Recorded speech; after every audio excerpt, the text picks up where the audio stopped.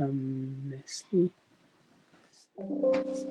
So the motion before the House is this House will, or this House believes that Jammeh should be granted amnesty. This House believes that Jammeh should be granted amnesty. So I forgot to emphasize the rules during the first debate, so I just allowed it to flow. So each speaker has 7 minutes. So once the first minute clock, I'll clap to indicate that you could ask POIs. That is to indicate that the protected time is up. Is is up now. So once it is over, during the 6th minute, I'll clap again to indicate that to the speaker that you have one minute, and to the other debaters that you cannot ask any POI because he's left with 1 minute and he's doing his summary now. So once it is 7 minutes, I'll clap twice and indicate that your time is up. So please, the debaters, you please take note of that. I believe you were here during the first round, but again, I'll just go on and emphasize on what we are looking at as judges. So first, we will be grading you on the content, how well you debate. Oh, we've already explained that. I want to be very, very fair today. I would not get to the details of the content, but content um, is 10 marks, conciseness is 5 marks, and that is the time. Rebuttals is 7.5 marks. The voice is 5 marks. Logical presentation is 7.5 marks. Expression is 5 marks. Grammar is 5 marks. And POIs are 5 marks as well. So to the debaters again, when you're debating, be very mindful of your screen to see if the other team are requesting for a POI. All right, then. So that is all from me. And if the house is set, we may hear from the Prime Minister.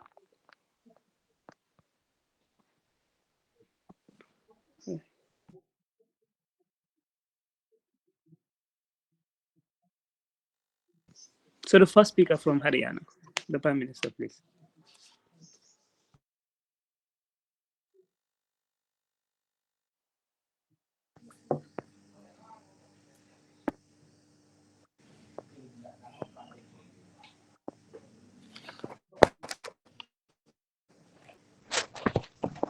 So while you settle in, I just noticed that some of my colleagues are out. Let me get them in, please.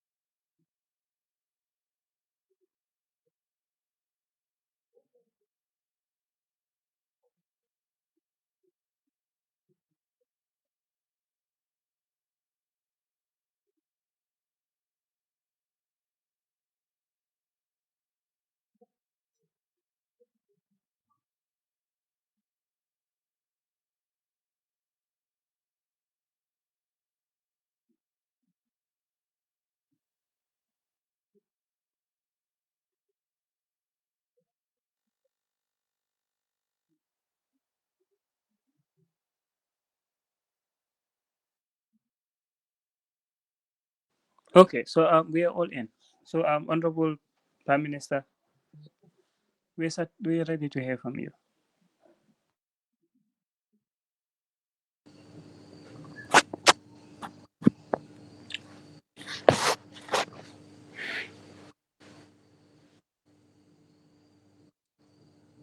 Honorable Speaker, esteemed members and fellow debaters, Today we are here in for the motion, which says that this House believes Jammeh should be granted amnesty.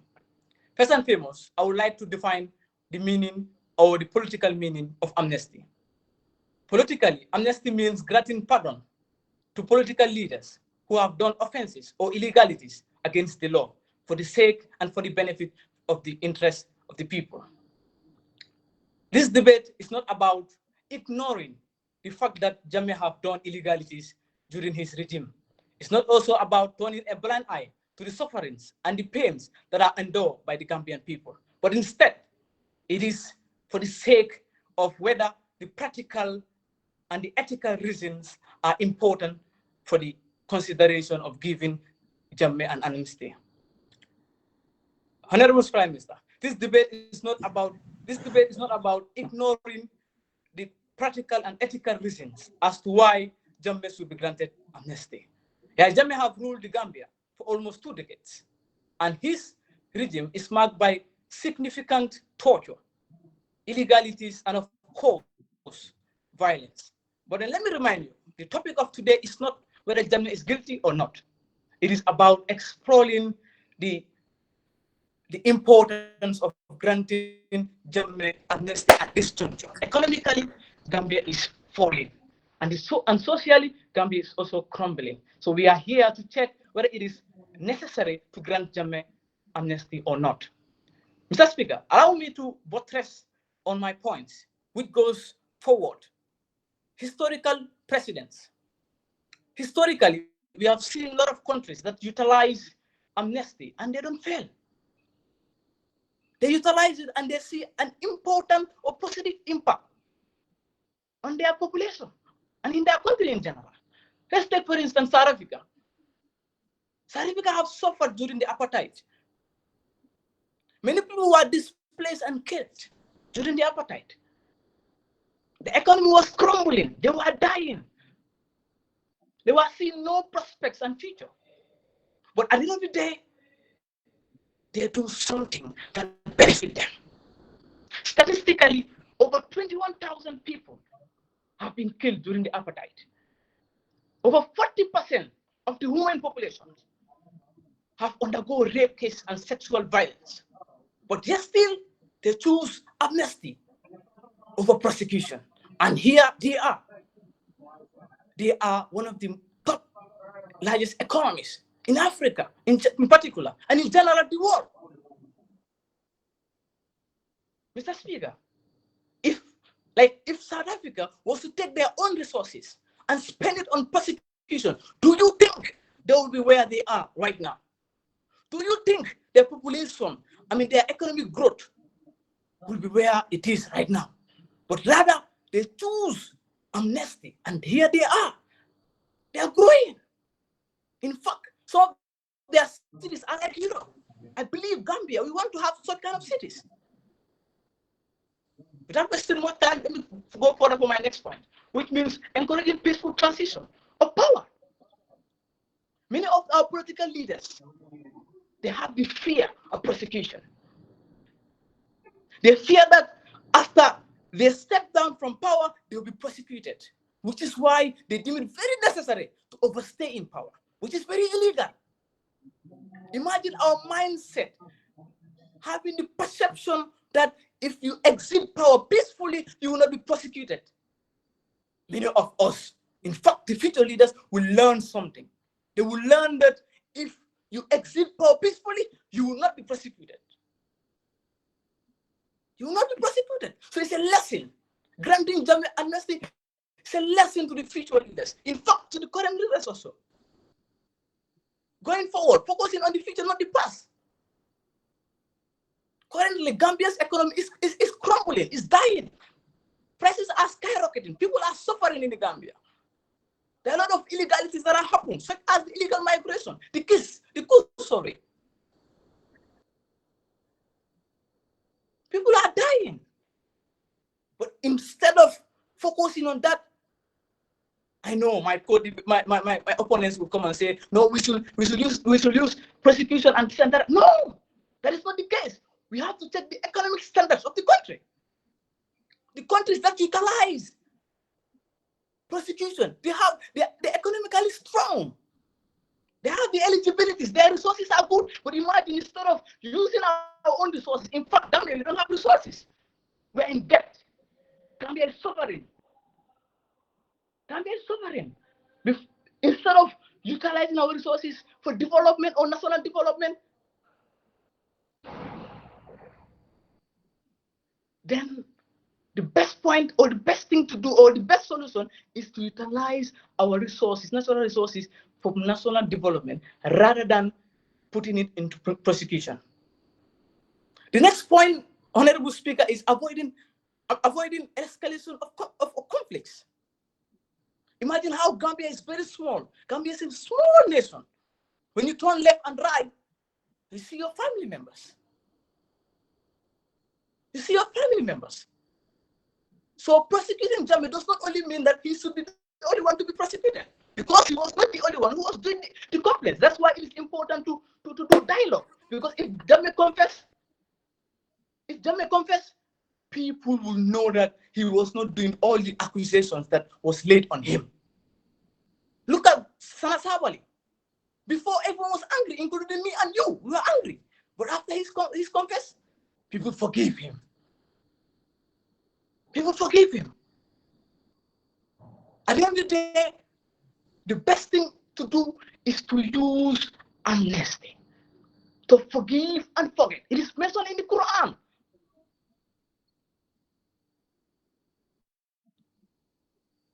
It is mentioned in the Quran, in chapter 2, verse 237 of Baqarah. It is mentioned.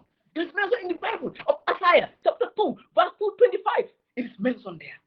So it's not like it's just like it's a political term, but this term amnesty is in the Bible and it's in the Quran. In conclusion, Honorable Speaker, solutions does not come for revenge. You should not take your solution for revenge. Rather, this problem can be solved for peacefully forgiving and looking forward for the national development of the Gambian people.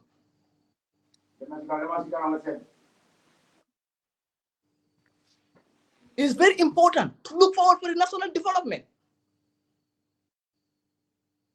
There are problems that Gambians are facing currently.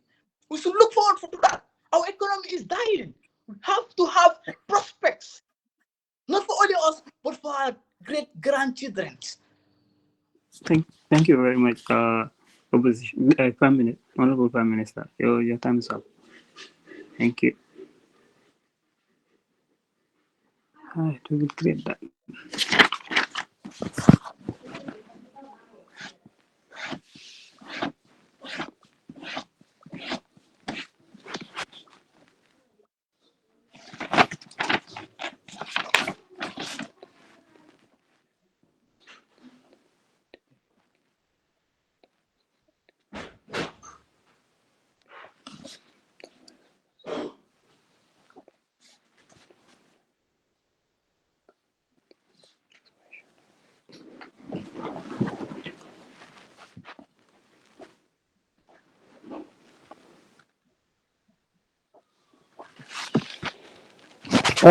Thank you very much, Honorable Prime Minister.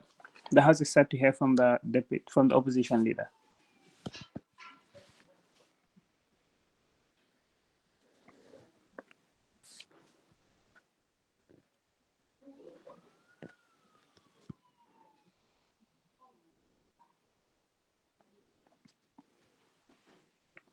Honorable opposition leader, are you in?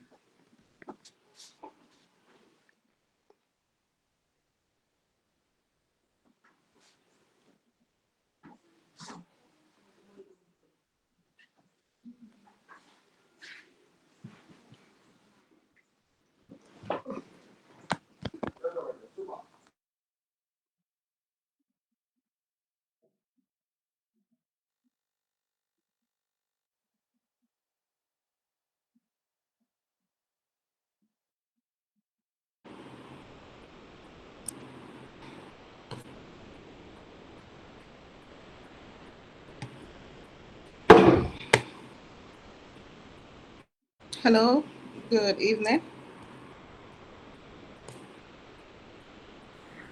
Yes. Hello. Yes, good evening. Am I Good audible? evening. Yes, I could hear you from here. Okay. Honorable judges, fellow colleagues, and my co-debaters.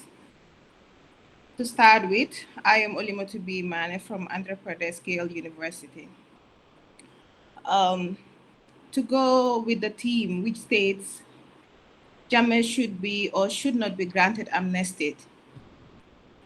So before I go further, I would like to highlight few stuff that my opponent highlighted while he was speaking, which I think he was overwhelmed with the debate that he was going completely out of the box, that I was searching for words to against him, but I couldn't find any.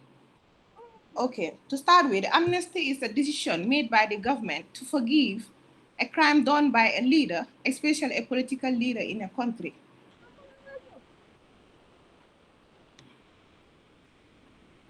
Sorry, my mic is breaking.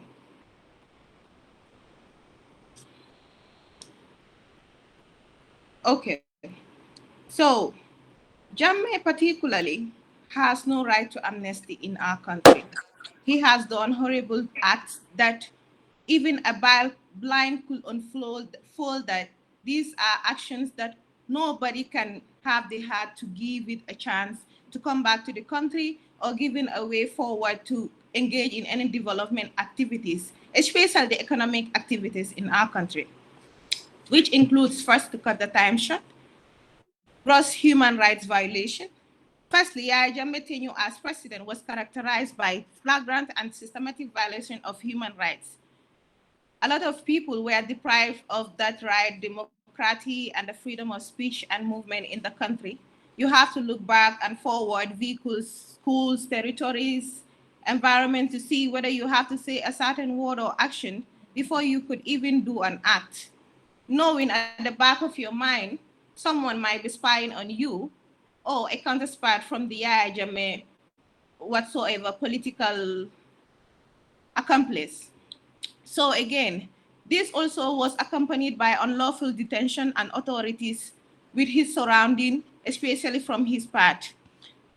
Journalists and activists were attacked from all across borders and corners, weren't given the freedom to execute their duties as stated. Amnesty would effectively silence a lot of people if is granted such. Their call for accountability also will not be given a chance, because if amnesty is given to Yahya Jammeh, that means all those that are victims of Yahya Jammeh's actions or crimes or tortures, be it murderers, like their cases are just going to be laid on the floor.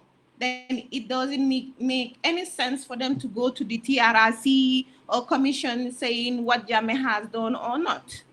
Also, speaking of cases like the 14 students that died on the 11th and 10th of April, this was a huge murder case that anytime that April 11 incident occurs, the whole country mourns, because we all know it was a tragic incident which was led by the delegation of the president, which he gave nothing or any consideration about, because he was the one that was given the direction for such movement. Also, the case of Solo Sandeng, which we are all aware of. So if you come back saying Jammeh should be given amnesty, to come to the layman's view, he should be forgiven for all these actions without any judgment or any repercussions. So it's completely out of sense for me. So again, we go to other cases like the rape cases. We all know of what's the name again?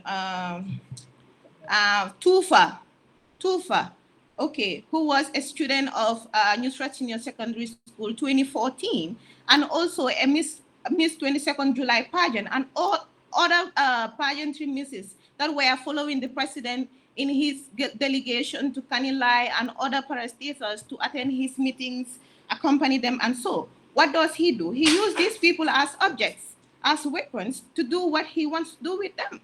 He will even propose to some of them that he was going to marry them, all in the name of abusing them or passing them to other delegates who they could use these misses instead of fulfilling their aim and objectives of joining the pageantry.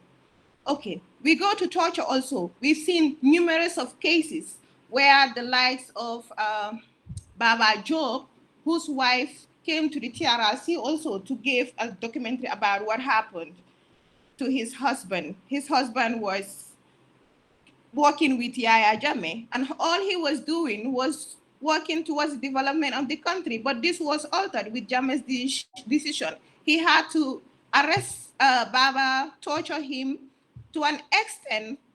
A lot of people were affected because of those brutal decisions that he made at the end of the day. The likes of Tumbul Jata, the 2003 scenario, and a lot more. So if my opponent comes here and tell us that Jammeh should be given amnesty, I see that reason baseless. And he hasn't given me any reason why Jammeh should be granted such. If leaders in our country are sitting on the throne, knowing at the end of the day they are not going to be given any penalty for their brutal actions, then why selecting them as leaders? Because they will do whatever they want to do to us, be it our financial status, be it our economy, be it our democracy. So it doesn't make absolute reasoning to me. So my co-debater, I would advise you to look into the team properly rather than being excited about the team and try to inculcate yourself within the box of the topic. Thank you so much for listening.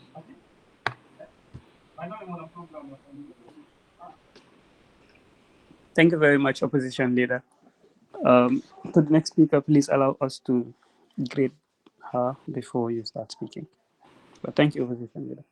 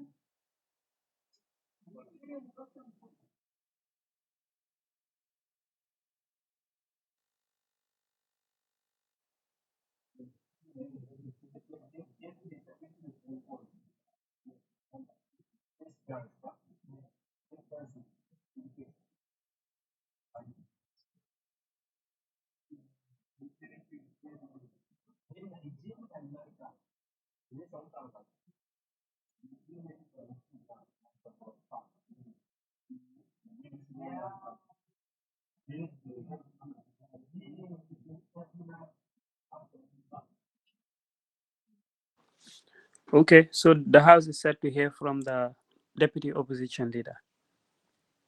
Bismillah.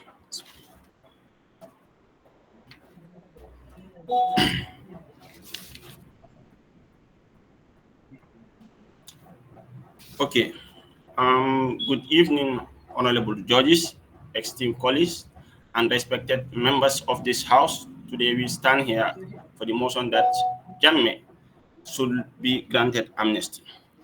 But before I move on, I just want to correct my opposition here. He says Jammeh doesn't have any right. She says Jammeh doesn't have any right to be granted amnesty. Well, let me take you some of these leaders who have done more harm than Jammeh, and they were never prosecuted. Let's take an example of Adi Amin of Uganda, who killed around 500,000 people, and he was never prosecuted. Charles Taylor, who also killed around 50,000 people, and he was never prosecuted. One thing I want to teach you is you can never replace bad with bad. You can only replace bad with good. So on that note, I would like to move on my points. Okay, my first point is stability and peace. My second point is economic growth and development. And my third point is transitional justice mechanisms. So, to my first point, we all know that Gambia is well known for its peace. internationally. It is one of the most peaceful country on earth. So, and Yahya Jammeh has ruled the country for more than 2 decades, and as a result, he still have fans or supporters in the Gambia who who might be alienated if he is subjected to harsh punishment. By granting amnesty to Jammeh, the government could avoid outbreak of violence which could further lead to destruction. And also granting amnesty to Jammeh will also be a tragic decision to avoid and to avoid any potential attack of violence and ensure that Jammeh's supporters are peaceful and cooperative during political transitional processes. To my second point, that is growth and economy. As you all know, is Gambia's economy is lacking behind. It is falling. So the Gambia is in debt. It is sad. It doesn't export. It only imports. 80% of what Gambians consume is imported. And as a result, taking this huge amount of money, that is prolonged legal battles and then trials, can drain the resources of the Gambia, which I think it could be used something for purpose, for something purposeful by rebuilding the country's economy and investing in infrastructure, education, health, and etc. Remember, also, political stability also attracts foreign investment because it provides that conducive environment for foreign investors and development to come and invest in the country, and that could also help us grow our economy. So one correct example of this is the post-apartheid South Africa. South Africa is now one of the leading economies in Africa, and this is as a result of they forget about the past and they are trying to focus on the future.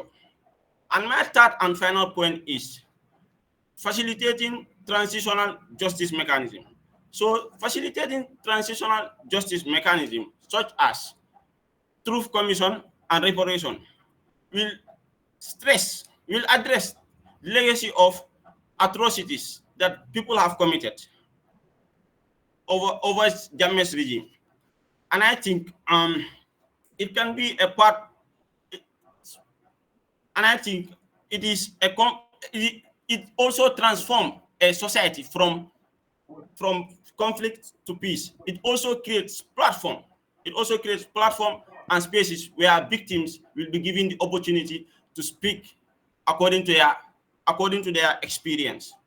So on this note, I would like to summarize my points. Granting Jammeh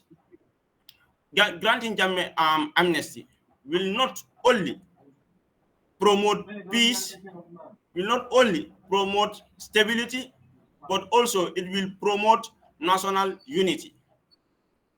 And secondly, it will also it will also grow the Gambia's economy. It will also grow the Gambia's economy. And third, it will serve. It will also serve as a. It will also like facilitate transitional injustice mechanism. Justice mechanism. It will also facilitate transitional justice mechanism. So, in conclusion, what I wanted to say is amnesty for Jammeh is not a sign of weakness, but it is a strategic way for peace, stability, and national unity. So the Gambia can avoid all these atrocities. The Gambia can avoid outbreak of violence. It can avoid conflicts and boost economic development. Importantly, amnesty allow the country to allow the countries to heal from the past event or atrocities. So on this note, I thank you all for your kind attention.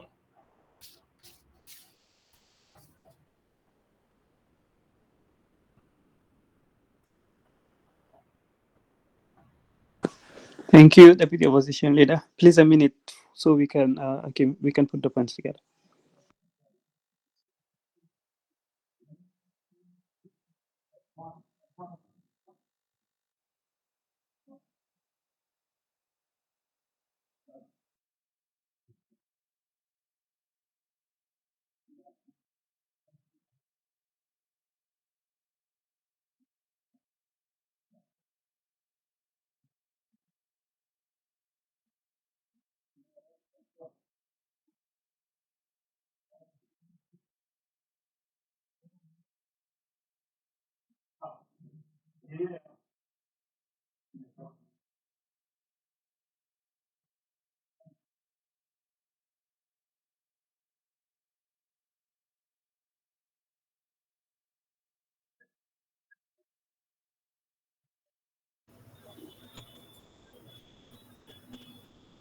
Mr. Bite?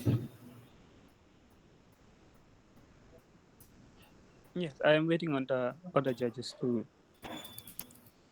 be done.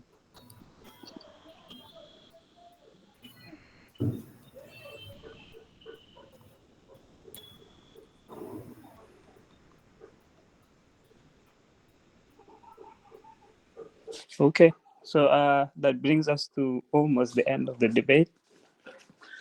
So to the final speaker of the house, the floor is yours.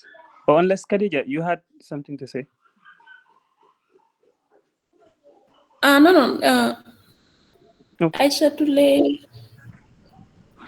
and Fantasy say their hands are up. We may proceed. We can have them later. Yeah, let's have them later. So, Deputy Opposition Leader, the floor is yours. Yes. Greetings, honorable and esteemed members of this House. I stand on all existing protocols of this House. I am David S. Jiva, and I stand here as closing opposition leader to address the arguments brought forward by this House that Jammeh should be granted amnesty. See, my fellow debaters have all defined what amnesty is, but I'd like to give you my own take. Amnesty, according to the Merriam-Webster Dictionary, is the act of an authority to pardon the offenses of an individual or a group of people. See, I think it is an understatement for us to claim that the crimes committed by this man were just offenses. These were atrocities. These were felonies committed against mankind. See, this topic before us is not just merely one of political pragmatism. This is of moral principle, national integrity, and the future of justice of the Gambia. Now, my co-debater has given you enough points beyond that don't even need more consideration if Jammeh should be granted amnesty or not. But before going to that, I'll set my parameters that I am not here to debate on the competition of regimes. I'm here to decide if Jammeh should be granted amnesty or not. And then to go to my the this guy is debating that Jammeh should be granted amnesty for the sake of the interest of the people. I'm sorry, whose interest is it in that the biggest perpetrator the country has ever seen be granted amnesty? Also, he said granting amnesty sends a message to future leaders. Yes, it does. The message this sends is that you can do whatever you want, lead the country in whatever typeface you want, and you will not be held accountable for anything you've done. And then this one comes on to talk about growing the Gambia's economy. I'm sorry, how does pardoning a former president, what does it have to do with the economy? Do you intend to put him back in place? Or you intend to put him back in power? Because I just don't understand it. But to get you back to my points, my first point is undermining accountability and the rule of law. See, the whole point here is justice. Justice is the cornerstone that every economy is built upon. Now, by granting amnesty to a former leader who has committed such serious crimes, we undermine the principle and create an environment where impunity flourishes. See, peace has never been built from moral virtue. Peace has always been built from fear of consequences. You granting amnesty to the man who has committed more crimes than the country has ever seen, every possible crime, you're giving him the pardon to walk away for free, just makes everyone unaccountable for anything they've ever done. And another thing we could talk about is, I think this should be the most valid point here, is justice for the victims. The country which I grew up in, or the country where I come from, I understand that the Gambia is a country of neighborhood. Where I grew up, I don't know about you, but where I grew up, the Gambia is a country of neighborhood, where your neighbor's events are your events, your neighbor's happiness, yours to share. But then your neighbor's pain and grief, your burden to carry as well. So we must not forget the voices of these people whose lives were irrevocably shattered by the brutality of the Jammeh's regime. Families disappeared, individuals, survivors of torture, people who were raped. See, if I can name all this, it would take me the whole year to name down all the crimes committed by this man. But for one, we can say in November 11, 1994, we had the mass execution of soldiers. In April 10th or 2/11, we had the student massacre. And then within the reign of 2006 to 2017, the political opponents and prisoners of conscience, likes of Usman Korosise, Solo Sandeng, were all executed or murdered in cold blood. In 2012, we had the execution of prisoners. These are just murders. These are just killings. Rape cases are yet to come. Fraud is yet to come. Embezzlement is yet to come. All of the crimes are yet to come. But you claim that you should grant this man amnesty. With this, you're just offering amnesty, and it ignores the pain and invalidates the rights to see those who are responsible for heinous acts brought to justice. I don't think this is how we treat our neighbors as Gambia. I think the last point for me would be the threat to national security and stability. My opponents here argued that stability and peace would be promoted if Jammeh were to be granted amnesty. However, you did not state how. How does granting Jammeh amnesty facilitate peace and stability? Granting amnesty to Jammeh will embolden his remaining supporters. Jammeh is far from the Gambia, but he still has supporters in the Gambia. And that's not because he's a good person. It's because by virtue of our human nature, we have this proclivity to cling on to people despite their immoralities. Now, to understand this, look back to the time when you thought you were in love. The red flags have always been there. You just somehow perceive them as green. It doesn't mean he's a good person. It means people cling on to things they perceive. Whatever you put in your mind is the people you support. You see, his refusal to relinquish power back in 2016 has already shows his unwillingness to respect the people of the country. Amnesty will provide him with an opportunity to reassert that influence, risking further political unrest. See, this whole point of amnesty, people talking about, okay, in South Africa, the apartheid. Have you actually checked the statistics? Apartheid is in one case. Most statistics have shown that amnesty had led to more chaos than good, and that it has ever done good. The likes of Hussein Habre in Chad in the 1990s, the likes of Charles Taylor of Liberia in 1999, all leading to breakdown of economy.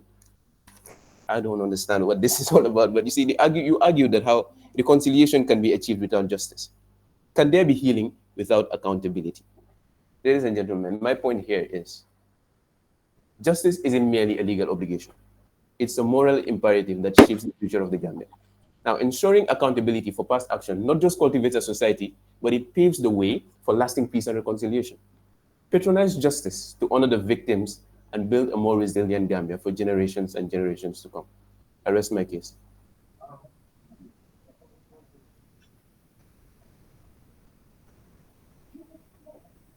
Okay, thank you very much, Deputy Opposition Leader. And that brings us to the end of this debate. So, just like we did in the previous round, we would have people share their inputs while the judges work on accumulating the total points before the announcement. So, I see a lot of hands are up now. So, Fana, your hand was up for the longest period. So, if you have anything to say, you may please proceed.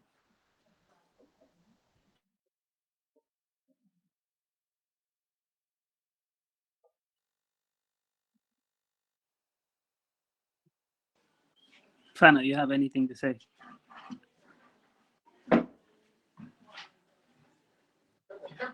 Sorry, which side? Was my hand up? No, Fana, not you.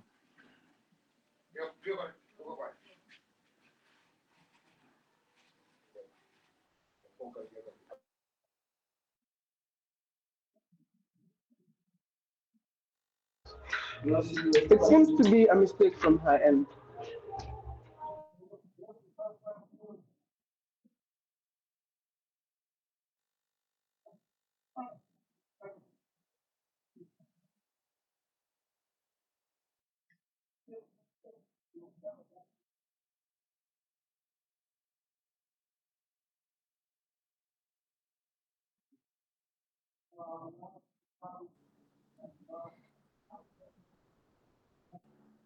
Oh.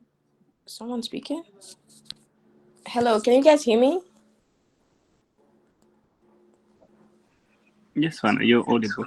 Oh, I'm sorry. I had some issues with my microphone. So this was really interesting and insightful to hear like both parties debating on this very important topic about Gambia. But one thing I've like noticed through the entire debate with this one and the others is people using jargons and like big words which could have been said in like simpler terms that we would understand, and they would also like I would also help them put their points across without confusing us. So I think in like future debates everyone should take note of that. And the people that were speaking for the motion also talked about things about economy and being like forgiving people and the Quran and all of that. But I don't see in any way in which giving Jammeh amnesty would improve or have an effect on the Gambia's economy. Like there's no correlation to that. And also, like David said, there can be no healing without accountability. I feel like as Gambians, most of the things that we're going through right now, be it the economic crisis, the corruption and everything, it's all due to the lack of accountability from our leaders. So us in this stage that we're going to be the future leaders of tomorrow, like they always say, we're going to be the future leaders. So I feel like we all should have this notion of being accountable, especially when we're put in like position of leading other people. So yeah, I don't know. I think that's all I had to say. Thank you guys. Okay, thank you very much, Fana. I cannot, Mamadou. Yes. I before I raise any point, I just wanted to ask if fans or supporters are allowed to make comments, because from my understanding, this particular fan, I don't think if she's part of the judges. If she's part of the judges, then fine, I will not make any comment. But if she is not, if she's a supporter and supporters are allowed to make comments, I would like to answer to that comment just made, with the permission of the judges or the chair. Okay, thank you very much for that. So she is not part of the judges. She's just a spectator. I don't want to say a fan or a supporter. Yeah, just like most of us here, she's part of the fans. The judges are composed of myself, Al Qasim, and Jibril, who are not part of the debaters. So you can proceed with your remarks. Thank you very much. First of all, saying granting amnesty to Jammeh has no relation with the economy is a shallow understanding of what amnesty is, and how granting amnesty to Jammeh will protect the Gambia from economic losses. First of all, Jammeh is in Equatorial Guinea, and there are protocols that are involved in extraditing Jammeh from Equatorial Guinea to the Gambia. There are diplomatic channels which are involved. Countries would have to be involved in the negotiation process. And prosecuting Jammeh, Jammeh is not just an ordinary person like you, Fana, or myself, Mamadou Fati. He is a former president. Gambia might not have the resources to prosecute Jammeh. It requires tightened security. It requires so many measures which are very expensive. So that way, if you want to focus on prosecuting Jammeh, how much money are we going to spend on extraditing Jammeh? How much money are we going to spend on prosecuting Jammeh? We have other pressing needs in our education sector, in our health sector, which we are supposed to address. That is why it has a correlation with the economy. I hope this helps. Thank you.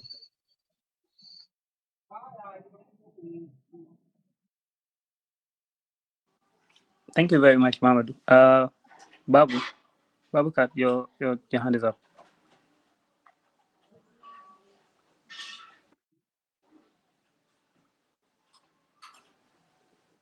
Okay. Abdullah, you may proceed with your remarks. Thank you very much, and thank you to our brilliant debaters. It was really interesting hearing those wonderful. Abdullah, are you with us? Yes, please. Am I audible? I'm speaking. Hello.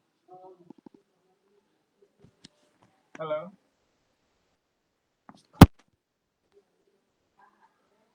Hello. Hello. Since those are the only remarks you have, you please give us at least 5 minutes to put the points together. Hello.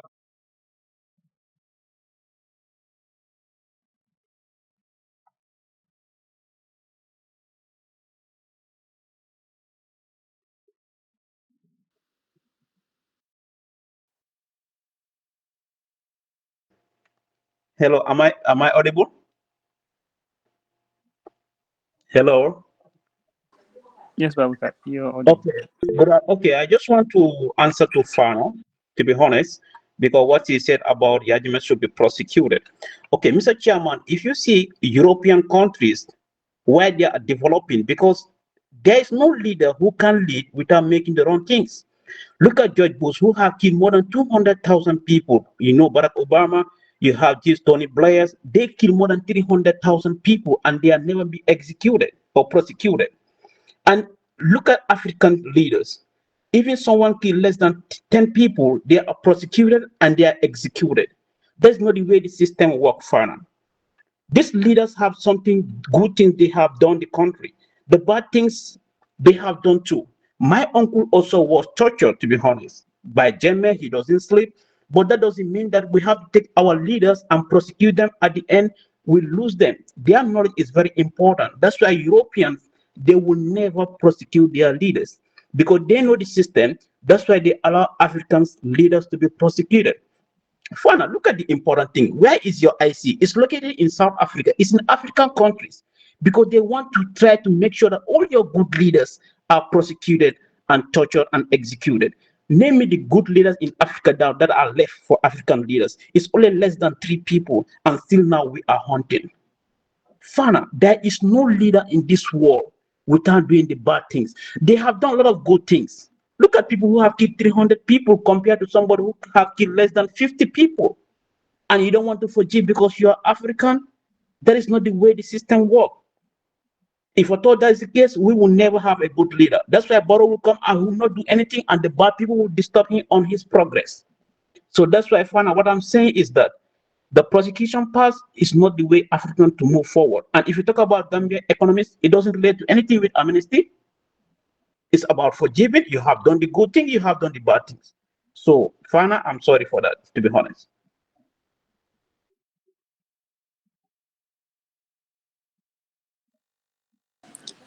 Thank you very much, Babakat. Moses,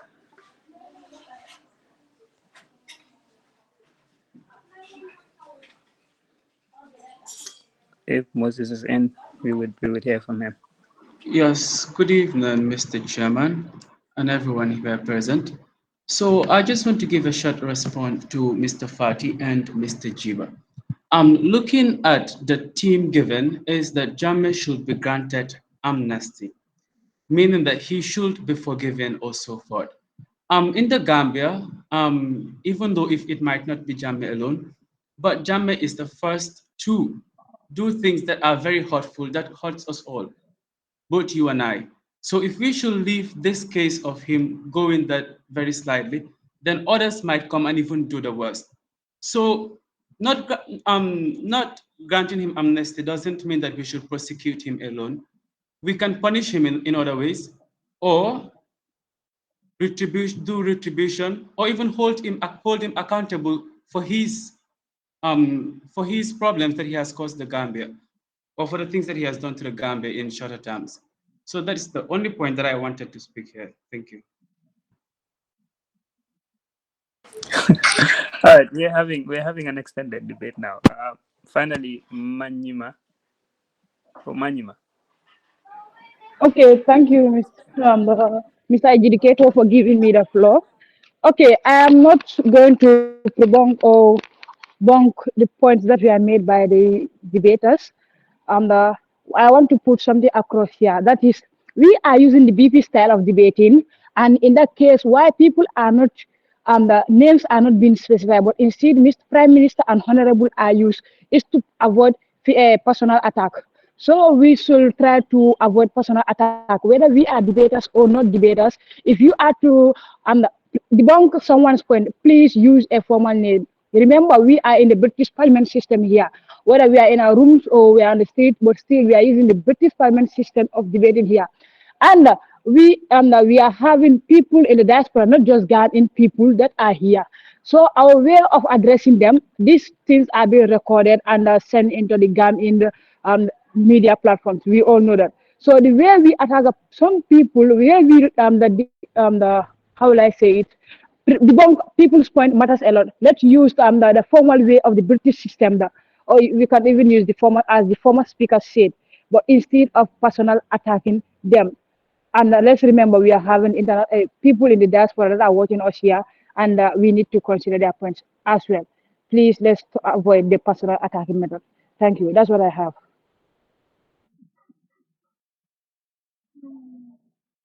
Okay, Manyima, thank you very much for that. Okay, I think this is getting more and more interesting. So finally, from Ablai, finally, then we move on to giving the feedbacks and And then answer this. okay, good evening, everyone. I'm just trying to add up something granting Jammeh amnesty doesn't mean we are not fully made accountable for what he has done to the country or the things we have experienced. Because as Gambians, Jammeh is the worst and the best we have ever got in terms of leaders. So granting him amnesty doesn't mean we forget the bad things or the good things he have done for the. But as a human being, you need to forgive. Forgiving someone doesn't mean you have forget about the things he or she has done. But we have to move forward. Moving forward is a way forward. Forgiving Jammeh, giving him amnesty doesn't mean we all forget what Jammeh did. But there is a way. Granting him, granting him amnesty, we could compensate families that were affected. There are so many rules to amnesty. There could be so many arguments, but not granting him Jammeh amnesty doesn't mean, oh yeah, we just forgive him, we forget everything he did. There are ways of amnesty. There are so many things that are involved. So I just wanted to add on those things. Anyway, thank you.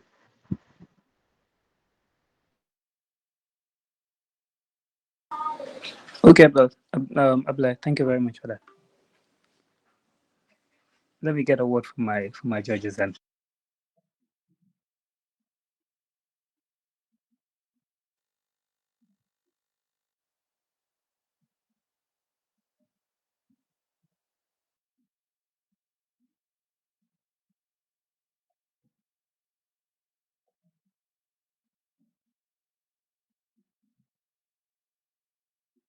Okay, so we'll proceed with giving the feedbacks. So I want to emphasize, but before even then, I want to say that these debates were very, very interesting. And especially for the first timers, I believe you should be very proud of yourselves because it's really a really, really tight contest. And you could see the substance in this debate, and most of the rules, if not all, were observed. So it was really a good debate. And I want to congratulate everybody for participating in this debate, for being bold enough to come present their thoughts or share their thoughts with all of us in a form of a debate. Like I said earlier, debate is, we don't just debate for the sake of arguing. We debate because we know there are two sides to the coin. We bring both sides to light, and we try to find solutions to the problems that we've outlined. And that is exactly what both the debaters of the first round and the second round did. So congratulations to all the debaters, and thank you very much for and kudos for being bold enough to participate in this. So first, I'd start with giving feedbacks. We would all give feedbacks. We have 3 judges here, all of us working independently on their own score sheet. So what I have may not be what the other person has, but for the purpose of fairness, it is important for everybody to outline what went right and wrong for them as judges, so the participants would understand their faults. And it's feedback. It's not criticism. it's something for you to work on for future advances or for the purpose of next time. So I'll start with the first debate. I hope the debaters are here. The ones that debated on the motion, this House believes that Gambians and diaspora should be allowed to vote. So I'll start with the Prime Minister, the opposition leader, the Deputy Prime Minister, just as they spoke. So for the first round, this one is general. All of you gave structures, and you tried as much. Not all tried as much. Not all followed the structure, but I could see people were trying to follow every structure that they gave. But let me give it personal. The Prime Minister gave structure. The Prime Minister defined the key terms: diaspora, vote, and allow. And I believe these are essential terms in the motion. But no reference was given to the definition of the terms. Where did you get your definitions from? So I emphasized during the training that when you give terms, you want to make sure that you want to sound convincing, and you can only sound convincing if you don't make it look like these are my own words. You could even say these are terms that I've defined according to so and so dictionary, just to give it more validity, just to give your points, make your points more valid and convincing to the audience and the judges. So I did not hear the definition of Gambians. Probably it was an oversight, but that is why we have two other judges. Well, personally, I did not hear the definition of Gambians. So probably, if you did not, I emphasized during the training again that when you're debating, you don't assume that people understand or people know anything. Remember, you're there to convince. You want to score points, and if you put the judges in a position of assuming for you, then it would be at the detriment of you losing marks. So define all the terms that are in the motion. So you address the how you were going to do it and the why it was necessary to allow Gambians to vote, which is very good. When you're prime minister, after you address that, you get to, it sets the pace for you, and you saw how you were able to flow to your points right after the addressing of the how you were going to do this and why it was necessary for you to do it. So you gave very good points. That is inclusive democracy, international compliance, rights, and all of that. So these are really good points. So, but one area you could work on is avoiding reading too much, because it was more like every point you would just go through the paper you had. So when you're debating, just outline the header. Let's say if your point is inclusive democracy, look at the paper, see inclusive democracy, and explain. You explain by interacting with the audience through eye contact. But if you just say inclusive democracy, and you're on your paper again, we cannot judge, even though it's online. But we cannot. You are not communicating through eye contact, which is very important and crucial as far as debate and public speaking is concerned. Actually, yeah. So to the opposition leader. The opposition leader gave a structure and redefined the key terms. So I said during the training that it is the primary responsibility of the Prime Minister to define the key terms. But sometimes the key terms may be defined in a way that is not favorable to you as opposition leader. Then you can redefine the key terms.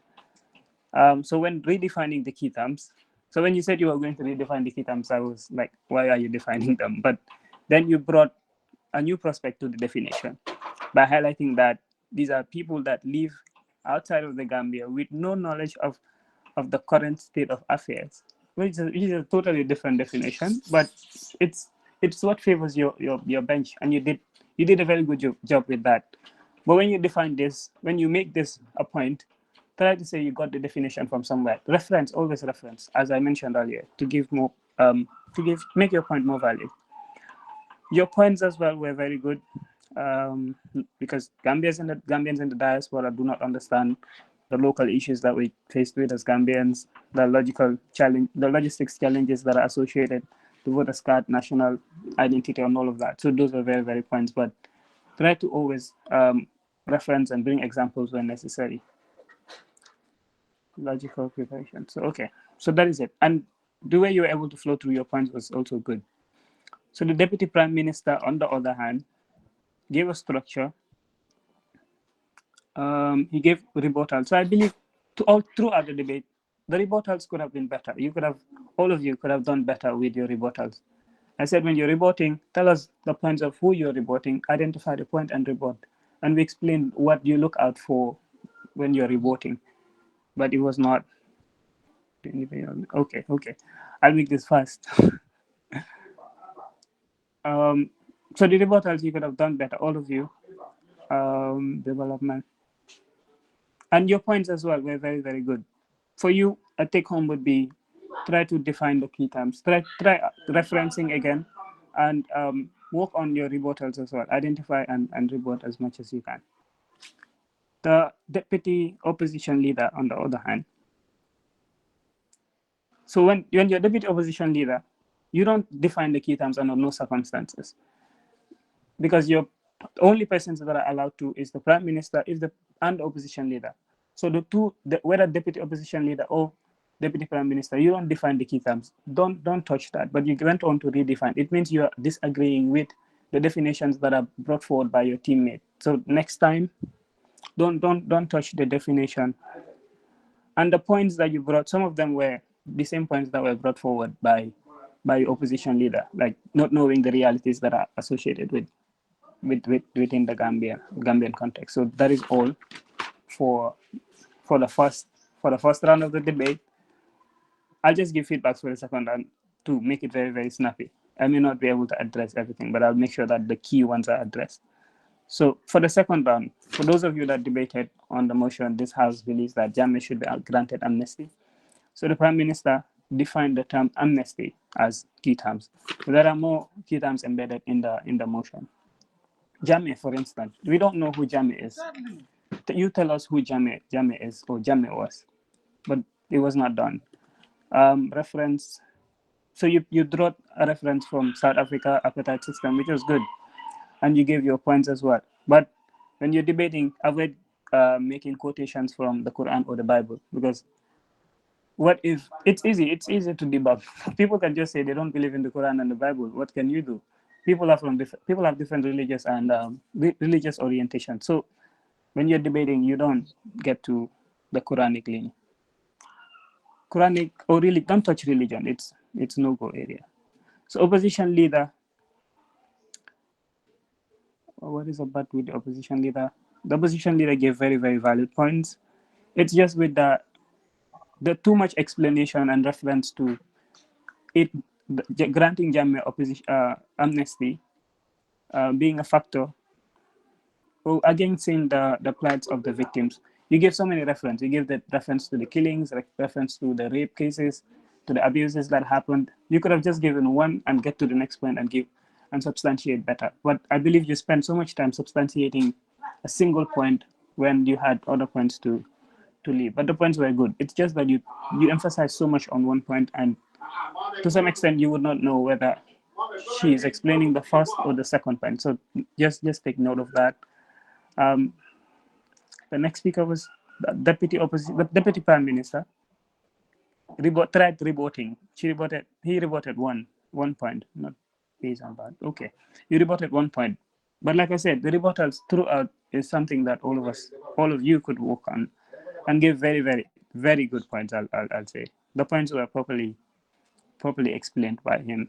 He tried as much as he can to get into the details of his point. I am sorry, I am rushing. It's 2 here and almost time for prayers, and the other judges would have to also give their points.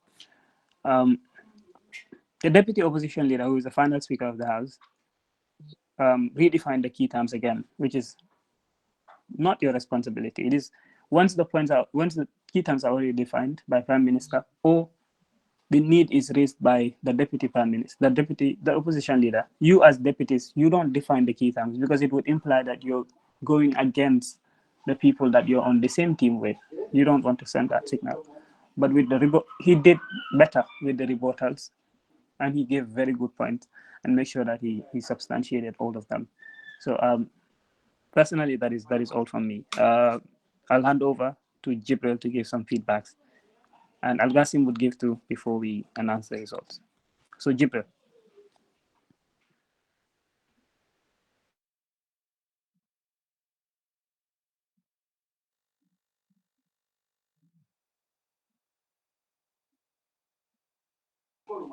Jibi or Al Qasim, are you guys here?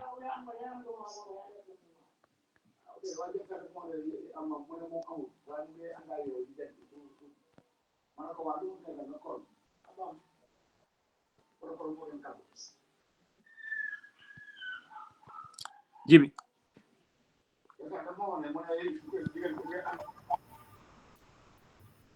So I think they are not with us. Is Al Qasim here?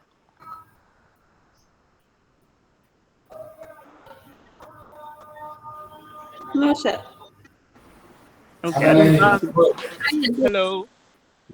Yes, Al Qasim. You please go on.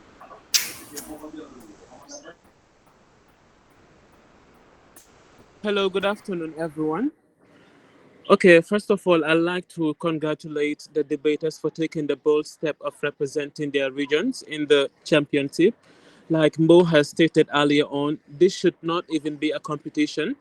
We should consider it as an exchange of knowledge or just an intellectual discussion.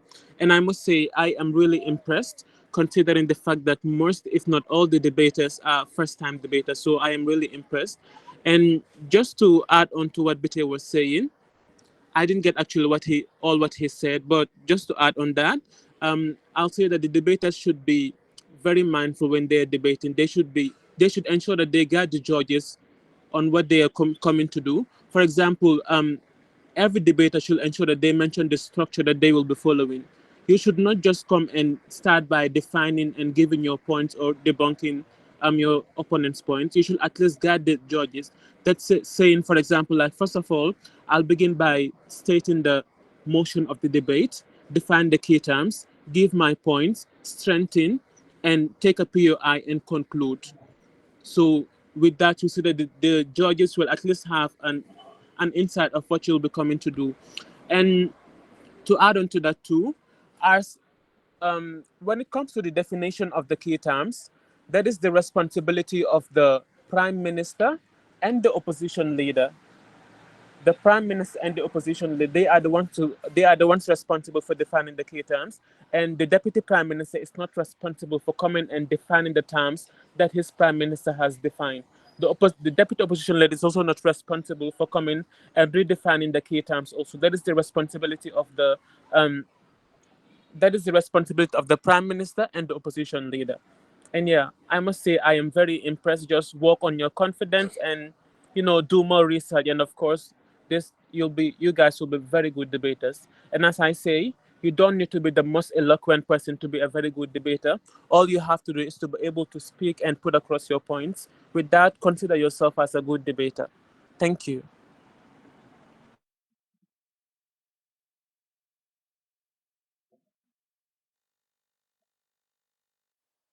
Thank you very much. So, Jibril, Mr. Hi, good afternoon. So I'll have to confirm if I am audible because I'm using a headset. You just connected to a PC.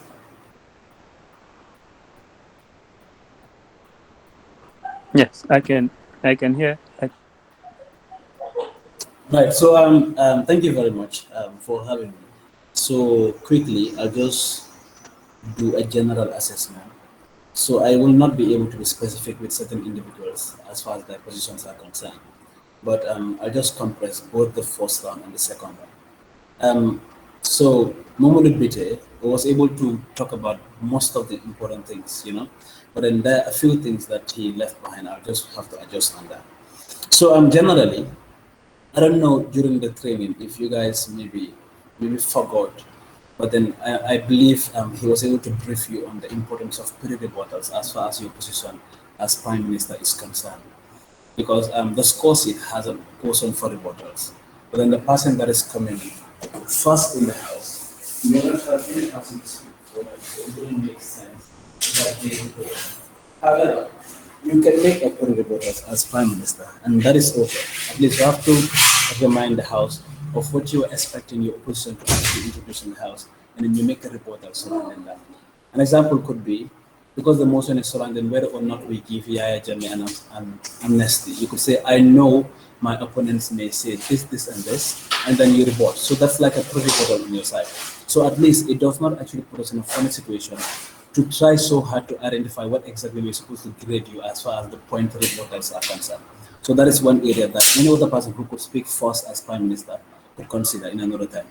So the other thing is we have a problem with logical presentation. And then I thought it was only about the first round, then it proceeded to the second round too.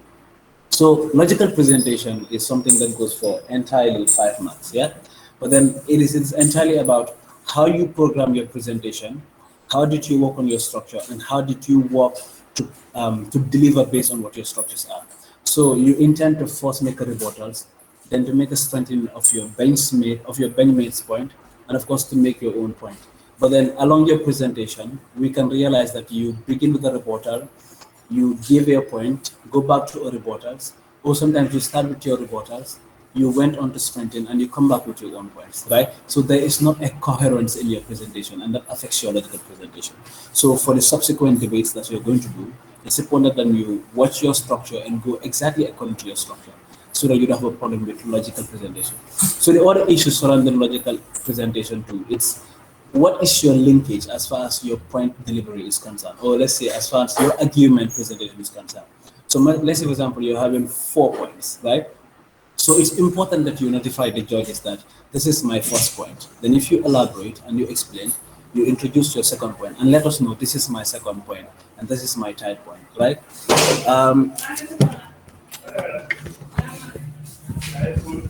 So that is it. That is it for the logical presentation. So we have another issue, which is summary, right? So I think some people think that conclusion is summary. So we've had some of the debaters say, in conclusion, I believe if Jammeh is granted amnesty, it's going to cause this and this and this. So that is not entirely what your summary is about. So summary is important for the person that is. So the summary is entirely you giving us a rundown of what you have done already, and it helps you for your marking. It helps us to be on track. For example, you may have presented up to 5 points, but maybe along your presentation, network could just bug, or let's say the network scrambles, and we don't get to hear your first 2 points. So when you summarize, you could say in summary, I had defined the key terms that are embedded in the motion, which are amnesty, Jammeh, and grant. I also went on to give my points, which were economic, let's say, conflict prevention, social benefits. You just list your points accordingly. So that is your summary, like from in English language, summarize. So you don't just come and give a synopsis of what you think you're going to earn as far as the motion is concerned, and you consider it as a summary. I think we would consider that as a conclusion instead. So your summary is supposed to be a brief reminder of what you have done, so that you can actually keep us on track as far as your presentation is concerned, right? So the last and the most important thing is, we have the natures of the motion. So as far as the debates that we do today, both motions are policy motions. And then in policy motions, we need to know what exactly we are talking about. That is the what. Why do you intend to talk about what you intend to talk about? So we want to grant Jammeh an amnesty. Why, right? What exactly is amnesty? But the most important thing, which is the when and the how, that is what most of the debaters left out. So if you want to grant Jammeh amnesty, how did you intend to grant, or how do you intend to grant? And when are we talking about? So do we want to grant him the amnesty in the next 6 months? Is it going to be next 1 year? Is it going to be next 2 years? So your when and your how is extremely important as far as every policy motion is concerned. So I believe you could just read deeper for the subsequent rounds too, so that if you have a policy motion, you could know, because the how is extremely important. So if you answer the questions of the how and the when, you prevent examples, or you prevent questions surrounding what do you think is going to happen for the people, because Jammeh had done a lot of things. But if you prevent the house, if you explain your house, let's say you intend to take a step for the National Assembly, have the entire country's representative conform to it, then it's like nothing is going to be implemented that is contraindicatory to what the country desire. So you're going to prevent questions like that. So the when and the how is extremely important. And overall, I think it's a great debate. So if I'm getting to realize that some of you are first-time debaters, it's actually called for applause. I want to congratulate all of you for the massive work. And then I believe that if you debate again, you will see massive improvement. Right, and this is all from me. And thank you so much for having me.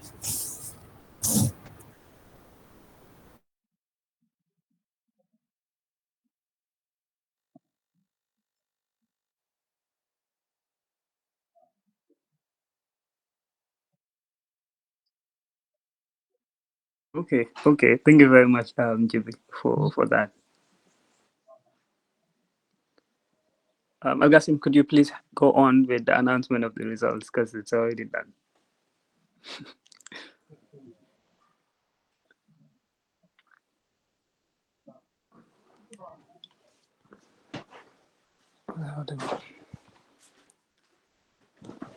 All right. Okay, so I'll go on ahead with the announcement of the results.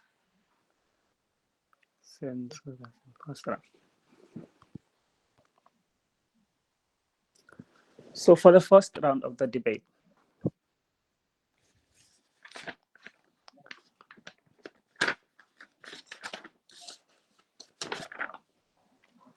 okay. So for the first round of the debate, for those of you that debated on the motion, this House believes that Jammeh should be granted amnesty. Is it that one? Okay. For those of you that debated on the motion, this House believes that Gambians in the diaspora should be allowed to vote. So the government bench scored a total point of 73.2 points for the government bench. The opposition bench scored an accumulated point of 70.2 points. 70.2 points for the opposition bench. So that is automatic qualification for the government bench. So for the second round of the debate, for those of you that debated on the motion, this House believes that Jammeh should be granted amnesty. The government bench scored a total point of 63.2 points. So 63.2 points for the government bench. And the opposition bench scored a total point of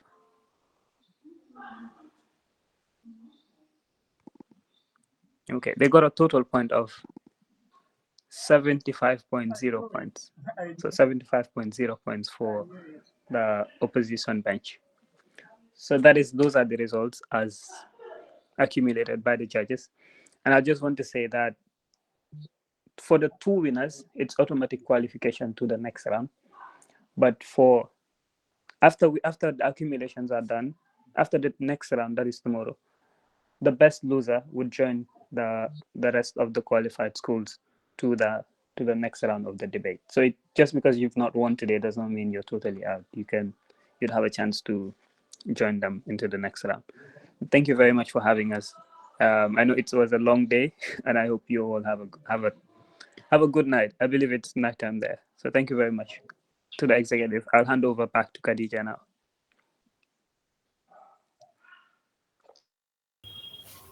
Yes. Thank you very much, Mr. Bute and the team. Thank you very much to all the participants, all the supporters, and everyone that joined us this evening. It was a great event or activity, I can say. We could not have done better than this without your support. So we are saying thank you to you all. And then we encourage you all to join us tomorrow at the same time. So like Bite and Bo said, there is no loser in this debate. As far as you're bold enough to represent your state, and then showing up alone is a win. So we are saying thank you very much to the participants, the supporters, and everyone. So on that note, I would like to hand over to Madam Sena Busanya to give a closing remark. And then congratulations to all participants. Thank you very much. Sena, are you around?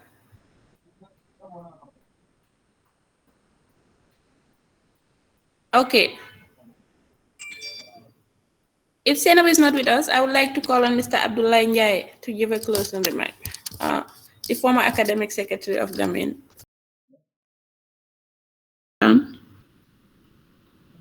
Yes, I am. Thank you. Thank you. Thank you, Khadija. Thank you very much. What a surprise.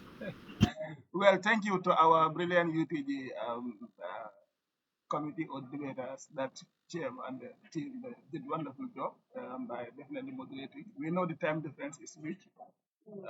Thank you for coming. And as well, thank you to our participants. Like the president said, no one is a loser. And they have definitely did very well. And I can tell you, not only they're most of them are first-time debaters, but they're all in first year.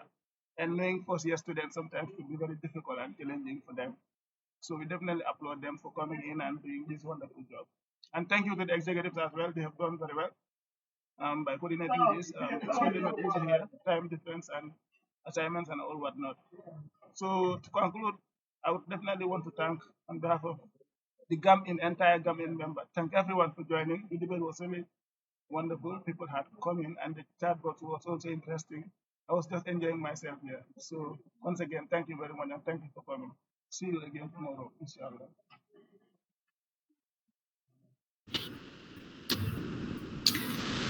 Thank you very much, Mr. Njai. And on that note, I declare this meeting closed. Till tomorrow, inshallah. Thank you. Kajat, you cannot